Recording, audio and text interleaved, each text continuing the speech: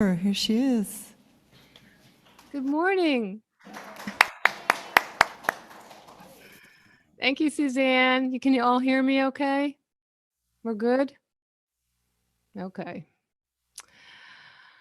It's nice to be back. It's really nice to be in the room, even though I'm in my living room here, and to talk about the 12 powers and the power of the will, which is one of my favorites, because that's the power that gives us the chutzpah to just take responsibility and move forward in our life.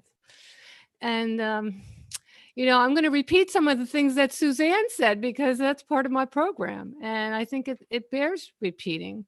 The 12 powers are 12 expressions of the one power, which is the Christ or the light within each of us. And it's everywhere present and accessible at any time we choose this awareness. The 12 powers are also 12 paths to the realization that God is all that is. The 12 powers are also the 12 paths to the realization of our divinity. If God is all that is, and God is divine, then we are too. The powers themselves do not truly work in isolation. And if you contemplate this, you can see that the power of love needs the power of divine discrimination and of wisdom to complement it. Faith works wonderfully well with understanding. Imagination is activated by the power of order, and so on. And in reality, all the powers are always at work, even when one seems to be predominating. All are really the Christ power manifesting itself in different ways. The Christ is the vine, the powers are the branches, and the branches tend to intertwine.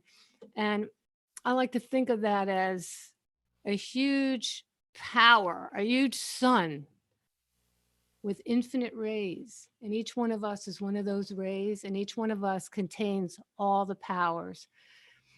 And the 12 powers are love, faith, understanding, wisdom, imagination, zeal, strength, will, life, power, renunciation, and order. And today we're going to look into the 8th power, which is my favorite number, 8, and it's called the power of the will. And Suzanne did say this, but it bears repeating. The definition of will is the ability to choose, decide, command, lead, or determine. And what I had forgotten is that another part of will is willingness. I love that word, willingness. And the disciple for this power, as Suzanne said, is Matthew, and he represents the decision-making part of the brain. Of course, the color is silver, and the physical location is the center of the brain for the will, which makes sense. Decision-making in the center of the brain. And I was going to have you do the affirmation we already did, but what I'm going to change it to is, I choose love when I remember it's a choice. Well, let's say that together. I choose love when I remember it's a choice. And the title of my talk is The Will of the Masters. So I'm highlighting some of the masters in our movement, in the New Thought movement. And unity is one of the branches, and the science of mind is one of the branches, and they're very similar. They have some differences, but it's basically the same teaching. A little less scripture-based in science of mind. So I want to start with Ernest Holmes, who is the founder of Science of Mind, New Thought philosophy. And when I started studying this type of New Thought philosophy, I found it in 1993, a long time ago. And I would go to the center. It used to be called the Church of Religious Science, and they've changed it to Centers for Spiritual Living, which makes more sense because people will be getting it mixed up with Scientology or Christian Science. We're not that. No, we are Centers for Spiritual Living. And when I would go to those classes, the lectern would be here, and right there on the wall was a picture of Ernest Holmes, and with one of his most famous quotations, and one that I love that's helped me over these many years. And he said, there's a power for good in the universe, and you can use it. We can use it. The song goes like this. There's a power for good in the universe, and you can use it if you choose it. There's a power for good in the universe, and you can use it right now. There's a power for good in the universe, and you can use it if you choose it. There's a power for good in the universe, and you can use it right now. And the power of now is calling me, and the power of now brings me all I can be, and the power of now is listening and beckoning me. There's a power for good in the universe, and you can use it if you choose it. There's a power for good in the universe, and you can use it right now. And the power of I am is calling me, and the power of I am brings me all I can be, and the power of I am and the power of now are beckoning me. There's a power for good in the universe, and I can use it if I choose it. There's a power for good in the universe, and I can use it right now.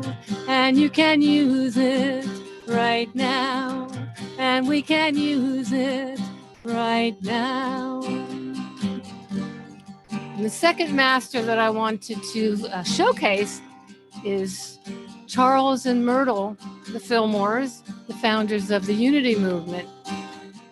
And this is a quotation from Charles's book on prosperity. And he says, quote, "You must first enter into the understanding that God, omnipresent, omnipotent, and omniscient, is the source, and that you can draw on this source without limit." So we can draw on that source without limit. And a lot of times we're drawing on sources, we're praying. And we can have the faith in God. Many of us have faith in God. But what this song talks about is not just having faith in God, but as this extension of source power, we can pray and we can know the faith of God. We can have the faith of God. So this is called This I Know. There's a universal consciousness that comes with the thought that I am blessed. I know. This I know. You can sing that part if you want. I know. This I know. And I believe in my heart and mind with the faith of God that all is divine. I know. This I know. Prayer is communion, a sacred union, a secret place of the Most High. Prayer is an openness and a willingness to see the world with the eyes of God. I know. This I know. There's a universal consciousness that comes with the thought that I am blessed. I know. This I know. And I believe in my heart and mind with the faith of God that all is divine. I know. This I know. Prayer is communion, a sacred union, a secret place of the Most High. Prayer is an openness and a willingness to see the world with the eyes of God. I know. This I know. I know. This I know.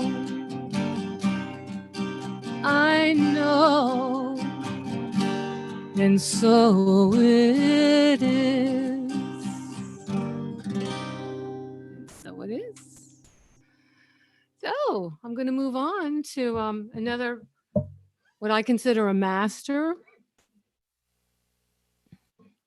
And I'm going to talk about something called the passion test. And this is a wonderful way of peeling away some of the layers of the onion to find out who we are. Who am I? That question, that serious inquiry. Who am I? And this was created by Janet Atwood, a master of clarity and manifesting. And she and her former husband, Chris Atwood, who they're still family and they work together and it's a happy story. They created a facilitation certification, and I've become a certified passion test facilitator. And that was done back in 2008. Hold on a second. And the passion test in a nutshell is a very simple yet profound method to use when we are faced with a choice, a decision, or an opportunity. Remember the definition of will, the ability to choose, decide, command, lead, and determine. And when we choose in favor of our passions, which we have identified, that's part of the passion test, it's a process. So when we do that, we will lead a more passion-filled life. And practicing our passions can lead us to our purpose. When you're doing your passions, many times you're doing your purpose or you're on your way to more clarity. So I'm going to just teach you very briefly the two main principles of the passion test. Now, I can come and give this workshop sometimes. It's about 2 or 3 hours. It's a long time, but this is kind of it in a nutshell. And so we have two main principles. We have the first principle, which I also consider a promise. And it's the promise of the passion test regarding clarity. And here's the promise. When we are clear, what we want will show up in our lives, and only to the extent that we are clear. So when I am clear, what I want will show up in my life, and only to the extent that I am clear. Clarity is so important. You know, when we're clear, when we know which way we want to go, or when we have that clarity in our life, then spirit can work through us in a clear way. If we have, well, maybe this, if we're kind of fuzzy or hazy, we're going to get those kind of results. But when we're clear, we get clear results. And so I'm going to bring us to the second principle of the passion test, which they call a creation process. And that has 3 steps. So we get clear. So we have clarity. And then what we do is we set a clear intention. Now, an intention is an idea, a clear idea of what we would like to make manifest or continue to manifest, make some kind of change or keeping on going. So the intention, we set a clear intention. And one of the things that I love about setting intentions is that, yeah, we can be really clear what we want, but we can set that intention. And then I like to add the caveat, or something better. So this or something better. And then the second step of the creation process of the passion test is to put our attention on our intention. And when we put our attention on anything, this invokes a law of attraction. What we focus on gets bigger, whether we like it or not. How many people here have had that experience? Whether we like it or not, it gets bigger. Abraham says, when you shout no at something, you're bringing it up, you're making it bigger. So it's a good idea to learn how to, they say, kind of fork off. If we're thinking about something we don't want to think about, go do something else. See if we can take our attention off what we don't want and put it on what we do want. So those are the first 2 steps of the creation process: intention, attention. And now this third step, this actually changed my life. And it was so important for me to get this. So we have intention, attention with no tension. Get that? No tension. Because when we're flowing, and we're just going and making things happen and things are happening, it's wonderful. But as soon as we put tension into the flow, what happens to that flow? It stops. the flow stops. And then we can force things to happen. We can make things happen. I'm a self-made woman. I have made things happen much of my life.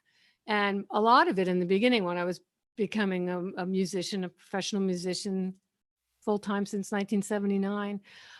I really was in a flow. I had a lot of support. And then when it got into the early 2000s, it changed, and then I was really like making it happen. And I learned the passion test in 2008, and I became this facilitator, and I was in California, up and down the East Coast, and I was doing music in the churches and leading the passion test workshop. And then we went to Fairfield, Iowa, and I got my certification in May of 2008, and in August of 2008, there was an advanced course, and I went to it. And this whole thing again came up about intention, attention, no tension. Well, by the time I got to Iowa, we were giving Michael Beckwith a Lifetime Achievement Award through the Maharishi Institute, because Janet and Chris Atwood have been meditators since the 70s with transcendental meditation, which is powerful. So when I got there, I could almost not even stand up. I was just so burnt out from making everything happen. And so we have this idea in Science of Mind and in Unity that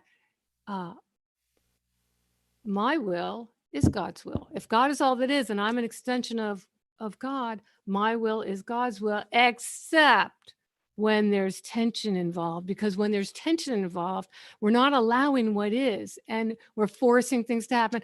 Again, we can do this, but eventually you get burnt out when the ego takes over, edging God out. So let thy will, not my will, be done. And my will is God's will, unless I'm forcing it. And so I came up with this song called On the Passionate Ride.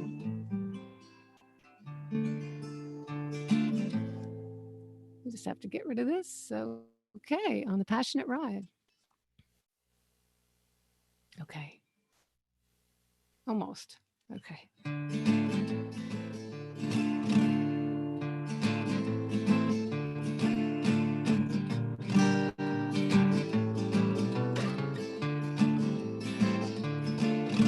You catch more flies with honey when you match the infinite vibe, and there are gifts worth more than money. It's a passionate kind of ride. Ooh, on the passionate ride, we're going on the passionate ride. And life can be real funny. It can take our breath away. And just like flies, like honey, we're moving in a passionate way. Ooh,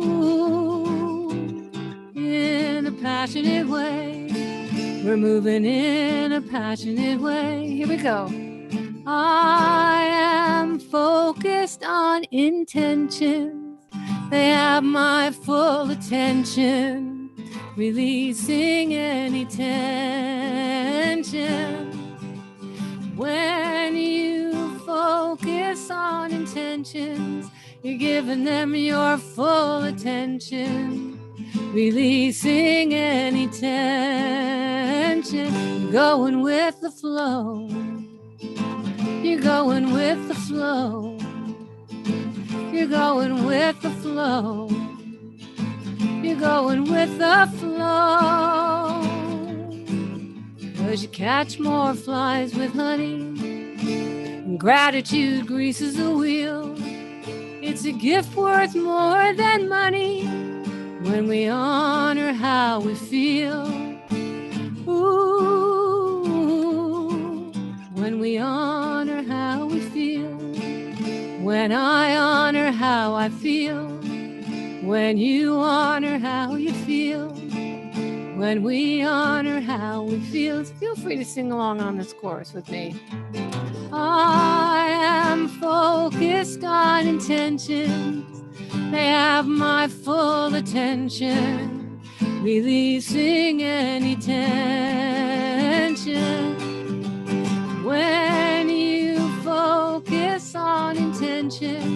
You're giving them your full attention, releasing any tension. You're going with the flow. I'm going with the flow. I'm going with the flow. I'm going with the flow. 'Cause you catch more flies with honey when you match the infinite vibe.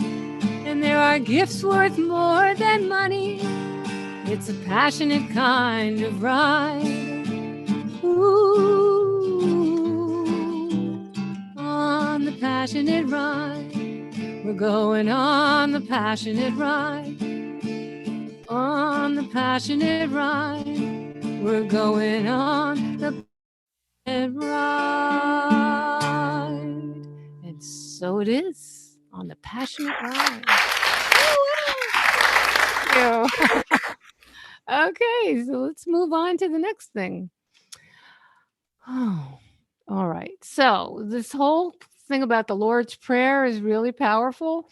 And I have a Lord's Prayer too I wanted to share with you. And it's also kirtan style, like David and Nancy did. So feel free. I'm just going to say each line and you'll repeat it.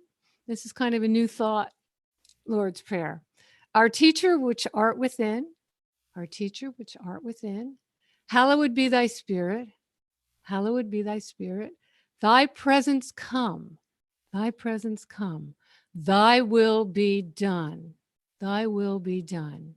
Within and without us, within and without us. Breathe in this day our daily breath. Breathe in this day our daily breath. Release our trials as we release our fears. Release our trials as we release our fears. And lead us into gratitude. And lead us into gratitude. Delivering us to peace. Delivering us to peace. For we are the kingdom, the power, and the glory forever. For we are the kingdom, the power, and the glory forever. Amen. Amen. And so it is. And so it is. And so I'm going to move on. I'm going to do a couple more songs for you. And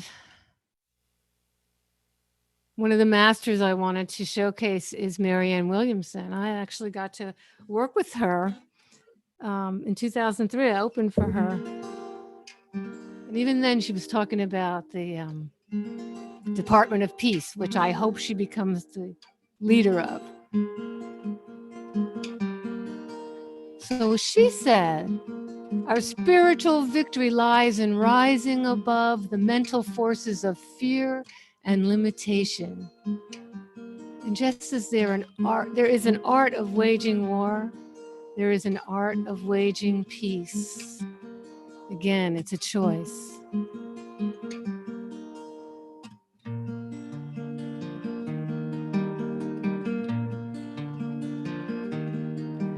It's in everyone, it's an art. Let fear be released. It's the art of peace. It's the art of peace. Knowing co-creation is a victory to the light. Ascend to transformation, where peace is shining bright. Rise above illusion and see with spirit's eyes. Replace fear and confusion, and your heart will be energized. It's in everyone, it's an art. Let fear be released. It's the art of peace. It's the art of peace. A peaceful coexistence has no thoughts of waging war. Now here's your choice.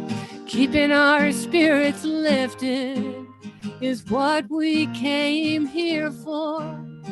Knowing co-creation is a victory to the light. ascend to transformation, where peace is shining bright. It's in everyone, it's an art. Let fear be released, it's the art of peace, it's the art of peace. Let trouble cease, it's the art of peace, it's the art of peace, it's the art of peace. And another song on choice, also inspired by the Course in Miracles. I choose love when I remember it's a choice.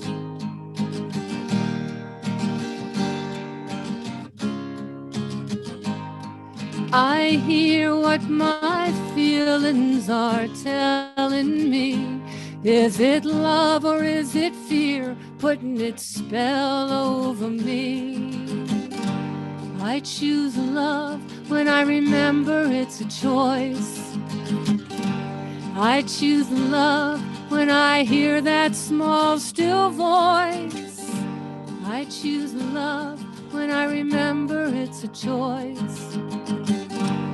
I choose love when I listen to the voice. Fear projects the future, regret reflects the past. Love affects the present, make these moments last. I choose love when I remember it's a choice. I choose love when I hear that small, still voice. I choose love when I remember it's a choice. I choose love when I listen to the voice. I listen with my body, I listen with my mind, my heart and my spirit, embracing what I find. I hear what my feelings are telling me. Is it love or is it fear putting its spell over me? I choose love when I remember it's a choice. I choose love when I hear that small, still voice. I choose love when I remember it's a choice. I choose love when I listen to the voice. I choose love. I choose love. This is you if you want. I choose love. I choose love. I choose love. I choose love.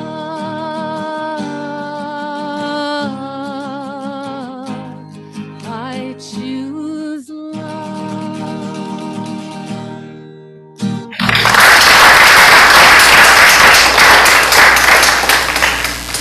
So I want to just end my little portion of the program with my favorite song from the Beatles' White Album. You guys know I'm a certified Beatleologist also. And before I do that, I want to remind you, you can always say, hey Alexa, play Elaine Silver. So see what happens. There's 22 CDs. Most of them are on there.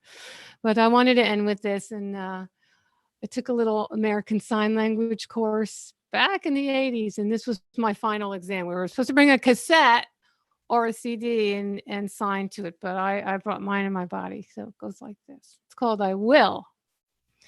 Who knows how long I've loved you? You know I love you still. Will I wait the lonely lifetime? If you want me to, I will.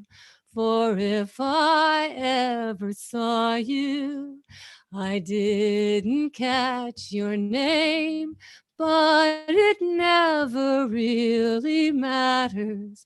I will always feel the same. Love you forever and forever. Love you with all my heart. Love you whenever we're together. Love you when we're apart. And when at last I find you, your song will fill the air. Sing it loud so I can hear you. Make it easy to be near you. For the things you do endear you to me. Ah, you know I will. I will. Thank you so much, everybody.